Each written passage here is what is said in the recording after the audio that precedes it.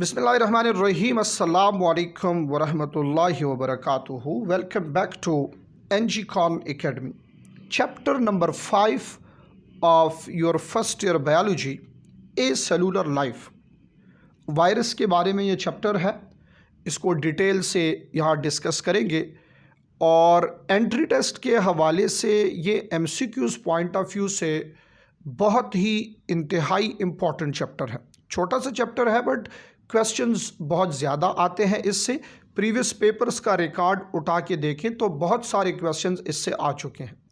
तो यहाँ कोशिश करेंगे कि हम इस चैप्टर को हर एंगल से देखें और इसको कवर करें और जितने भी पॉसिबल MCQs हैं उनको साथ साथ टच कर सकें और उनको हम कवर कर सकें। ज़रा गौर से देखिएगा, ये ए सेलुलर का मतलब क्या है। सबसे पहली बात यहाँ ये है कि वर्ड ए सेलुलर, यहाँ इस ए का मतलब होता है एब्सेंस। ए का मतलब क्या है? एब्सेंस। और सेलुलर का मतलब होता है सेल ऑर्गेनाइजेशन। ठीक है, सेल ऑर्गेनाइजेशन। तो एब्सेंस ऑफ सेल ऑर्गेनाइजेशन से यहाँ मुराद क्या है? इसका मतलब यहाँ ये है कि ऐसा भी एक क्रिएचर है हमारे पास which is smaller than a cell. एक क्रिएचर है जो कि स्मॉलर देन अ सेल है, एक सेल से भी छोटा है। जब ये हम कहते हैं कि ये एक सेल से छोटी चीज़ है तो फिर ये क्या होगा? याद रखिए, ये सब सेलुलर पार्टिकल है। क्या है? सब सेलुलर पार्टिकल है। और ये पार्टिकल कंपोजिशन के लिहाज से हमारे पास न्यूक्लियोप्रोटीन पार्टिकल है। कंपोजिशन के लिहाज से ये क्या होगा? ये न्यूक्लियोप्रोटीन होगा। ठीक है, अब ज़रा गौर से देखना है आपने, वायरस को ए सेलुलर क्यों कहा जा रहा है? वायरस ए सेलुलर क्यों है? देखिए भाई, सेलुलर वो होता है जो एक कंप्लीट सेल हो और वो लिविंग हो। ठीक है, ज़रा गौर से देखें। अगर मैं यहाँ आपको ये बताऊं कि कंप्लीट सेल, ज़रा इन दोनों चीज़ों को कंपेयर करेंगे, गौर से देखें। कंप्लीट सेल ये ऐसे होगा कि it contain DNA and RNA, इसमें दोनों होंगे। एक कंप्लीट सेल जो होगा ना, तो उसके अंदर DNA एंड RNA दोनों होंगे। ज़रा आप तवज्जो से देखें, DNA और RNA जब भी होते हैं दोनों, तो यहाँ होता है process of gene expression called protein synthesis. और भाई जहाँ पे भी प्रोटीन बन जाता है उसको क्या कहा जाता है? उसको लिविंग सेल कहते हैं। बट अगर हम यहाँ पे वायरस के केस को देखें जो ए सेलुलर है, तो ए सेलुलर इसको इसलिए कहते हैं क्योंकि इसके पास DNA एंड RNA नहीं बल्कि DNA और RNA होगा। इसके पास DNA और RNA यानी दोनों में से यहाँ कोई एक होगा। क्लियर हो गई ये बात? दोनों में से कोई एक। तो जब दोनों में से कोई एक होता है तो याद रखिए, ये प्रोटीन सिंथेसिस खुद नहीं कर सकता, ये करेगा protein synthesis in host only. ये सिर्फ होस्ट सेल के अंदर क्या करेगा? प्रोटीन सिंथेसिस करेगा। तो यहाँ से ये बात प्रूव हो रही है कि ये लिविंग होगा, बट सिर्फ और सिर्फ होस्ट के अंदर लिविंग होगा, होस्ट के बाहर वायरस लिविंग नहीं हो सकता। क्लियर हो गई ये बात? ये एक ऐसा क्रिएचर है जिसको आप लिविंग सिस्टम में लेके आएंगे, लिविंग सेल के अंदर लेके आएंगे तो ये लिविंग होगा, ये बिहेव करेगा लाइक अ लिविंग। बट अगर ये लिविंग सिस्टम के बाहर हो, आउटसाइड द लिविंग हो, so this will behave like a non living. ठीक है, ये नॉन लिविंग पार्टिकल होगा फिर। तो न्यूक्लियोप्रोटीन यहाँ इसलिए लिखा है मैंने क्योंकि इसमें दो चीज़ें आ रही हैं, न्यूक्लिक एसिड और प्रोटीन। स्ट्रक्चर में हम देखेंगे आगे जाके, हम शेप एंड स्ट्रक्चर वो सारी चीज़ें डिस्कस करेंगे। यहाँ इतना याद कर लें कि सेलुलर और ए सेलुलर में ये फ़र्क होता है कि सेलुलर प्रोटीन सिंथेसिस कर सकता है, ए सेलुलर प्रोटीन सिंथेसिस खुद नहीं कर सकता। वो प्रोटीन सिंथेसिस सिर्फ एक कंडीशन में करेगा, जब ये सेल लिविंग होस्ट के अंदर हो। ठीक है, जब इसका होस्ट सेल क्या हो, लिविंग हो। तो virus is a creature which can infect plant, animal, bacteria, किसी पे भी अटैक कर सकता है। बहुत सारे डिफरेंट टाइप के वायरसेस हैं, इस चैप्टर में हम इसको डिस्कस करेंगे। यहाँ एक और छोटा सा टॉपिक जो चैप्टर का पहला टॉपिक है, इसको स्टार्ट करने लगा हूँ, that is status of virus. Virus का स्टेटस हमारे पास ये क्या होगा, यानी कि यही जो लिविंग और नॉन लिविंग की बात है ये कैसे है। तो सबसे पहले हम यहाँ पे लिख लेते हैं कि virus is actually on border line between living and non living. ये लिविंग और नॉन लिविंग के बाउंड्री के ऊपर होगा। ठीक है, वायरस जो है ये लिविंग और नॉन लिविंग की बाउंड्री पे होगा। तो हम इधर एक बाउंड्री ड्रा कर लेते हैं और आपको समझाने के लिए मैं ऐसे कर रहा हूँ कि let's suppose this side of the boundary is living side. ये कोई लिविंग होस्ट की बॉडी है, ठीक है, ये लिविंग साइड है। And this side of the border is non living, यानी आउटसाइड द लिविंग होस्ट। ये लिविंग होस्ट के बाहर वाला रीजन है, outside the living host. Clear हो रही है बात?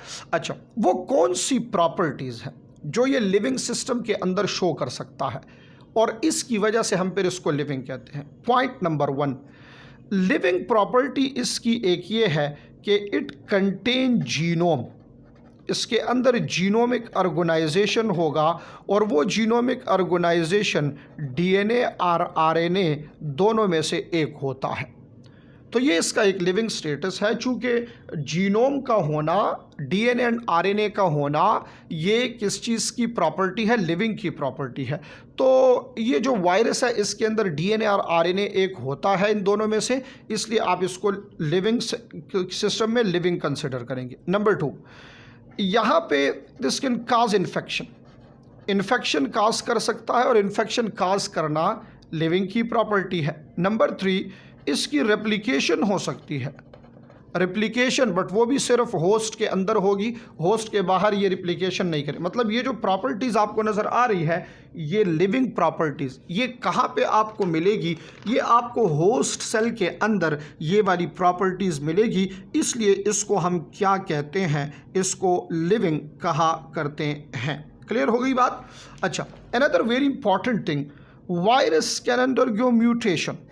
ये म्यूटेशन कर सकता है, जेनेटिक रिकम्बिनेशन का प्रोसेस, जेनेटिक रिकम्बिनेशन होती है, इसलिए हम इसको क्या कहते हैं, इसको लिविंग कहते हैं। ये कुछ प्रॉपर्टीज़ है जो वायरस को लिविंग स्टेटस दे रही है।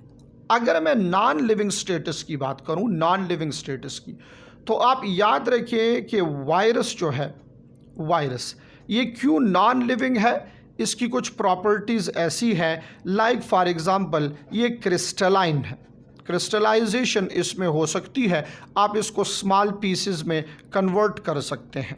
ये नॉन लिविंग की प्रॉपर्टी है, नॉन लिविंग ऑब्जेक्ट की तरह। Virus can be store as a chemical, जिस तरह हम अदर केमिकल्स को स्टोर करते हैं ना, रेफ्रिजरेटर में इसको स्टोर कर लेते हैं, कुछ केमिकल्स को प्रिजर्व करते हैं, इस तरह वायरस को भी क्या कर सकते हैं, आप स्टोर कर सकते हैं एज अ केमिकल। इसलिए इसको हम क्या कहते हैं, नॉन लिविंग कहते हैं। एक और प्रॉपर्टी, वायरस जो है हमारे पास, इसमें नो रिस्पायरेशन, रिस्पायरेशन की कोई प्रॉपर्टी आपको नहीं मिलेगी, गैसियस एक्सचेंज की प्रॉपर्टी नहीं मिलेगी, ब्लड सर्कुलेशन की प्रॉपर्टी नहीं मिलेगी, इसमें एक्सक्रीशन ऑफ वेस्ट की प्रॉपर्टी नहीं मिलेगी। ये सारी तो लिविंग प्रॉपर्टी होती है ना, तो यहाँ ये प्रॉपर्टीज़ नहीं है। जब ये प्रॉपर्टीज़ नहीं है तो इसको हम क्या कहेंगे, इसको हम नॉन लिविंग कहेंगे। So remember that border line का मतलब इधर ये है कि इसके कुछ प्रॉपर्टीज़ लिविंग की तरह है और कुछ प्रॉपर्टीज़ इसकी क्या है, ये नॉन लिविंग की तरह है, इसलिए हम इसको बॉर्डर लाइन पे रखेंगे। एंड लिविंग के लिए सबसे बड़ी चीज़ सबसे बड़ी बात, सबसे इम्पॉर्टेंट बात, लिविंग के लिए ये सेलुलर ऑर्गेनाइजेशन का होना ज़रूरी है। तो वायरस ए सेलुलर है या इसको सब सेलुलर कहा जाता है। That is why virus is said to be non living. तो ए सेलुलर या सब सेलुलर ये पार्टिकल, नॉन लिविंग ऑब्जेक्ट की, नॉन लिविंग पार्टिकल की प्रॉपर्टी है। दैट इज़ वाई ये नॉन लिविंग स्टेटस है। Clear? These are the different status of virus such as living and non living. यहाँ आपको एक इंतहाई इम्पॉर्टेंट MCQ कराने लगा हूँ और अक्सर ये MCQ डिफरेंट चैप्टर से कंबाइन आता है, तो आपने फिर बाद में गलती नहीं करनी। अगर आपसे ये पूछा जाए कि virus belong to which of the following kingdom, 5 kingdom classification के मुताबिक वायरस कौन से किंगडम से बिलोंग करता है? किंगडम प्रोटेस्टा से करता है, किंगडम एनिमिलिया से करता है, किंगडम फंजाई से करता है, किंगडम मोनेरा से करता है, किंगडम प्लांटी से करता है। 5 किंगडम है ना, तो 5 किंगडम में से वायरस ये कौन से किंगडम में आ रहा है? ज़रा गौर से देखिएगा। वायरस के लिए याद रखें, या 5 किंगडम क्लासिफिकेशन सिस्टम के लिए, क्लासिफिकेशन सिस्टम के लिए याद रखें कि अ creature must be living, minimum एक सेल होना चाहिए। ये आपको चैप्टर 6 के स्टार्ट में कुछ क्लासिफिकेशन करा भी दूंगा, बट इतना इधर याद रखें कि लिविंग सिस्टम क्लासिफिकेशन सिस्टम में आने के लिए सबसे जो बड़ी बात है, जो पहला रूल है, वो क्या है कि इसको लिविंग होना ज़रूरी है। बट वायरस चूँकि सब सेलुलर है, ए सेलुलर है, तो इसलिए ये किसी भी किंगडम क्लासिफिकेशन में नहीं आता। नन ऑफ दीज यहाँ करेक्ट ऑप्शन होगा, किसी भी किंगडम में ये नहीं आता। अगर आप सोच रहे हैं कि प्रोकैरियोट्स यानी किंगडम मोनेरा वो तो सिंपलेस्ट है, वो सिंपलेस्ट है बट वो लिविंग है, वो एक सेल है, यूनिसेलुलर प्रोकैरियोट कम से कम, ये आपके पास सबसे सिंपलेस्ट लिविंग क्रिएचर होता है। यहाँ चूँकि ये लिविंग नहीं है, इसलिए आप इसको किंगडम क्लासिफिकेशन में नहीं रख सकते। इस तरीके से MCQs आ सकते हैं। Try to remember the status living and non living, the concept DNA और RNA, DNA and RNA, the differences between living and non living. आगे जाके हम वायरस की डिस्कवरी की बात करेंगे, फिर इसकी क्लासिफिकेशन डिफरेंट बेसिस पे, इसका स्ट्रक्चर, जनरल स्ट्रक्चर, और फिर 3 आपके इस चैप्टर में वायरसेस के स्ट्रक्चर है। बैक्टीरियोफेज का है, HIV का है और फ्लू वायरस का है, और 2 के लाइफ साइकिल है, एक है बैक्टीरियोफेज का और एक HIV का, जिसके साथ एड्स पढ़ेंगे और फिर कुछ डिजीजेस इस चैप्टर को ऐसे बढ़ाएंगे। Thank you so much for joining NGCon academy. मिलते हैं एक और लेक्चर में। अल्लाह हाफिज़।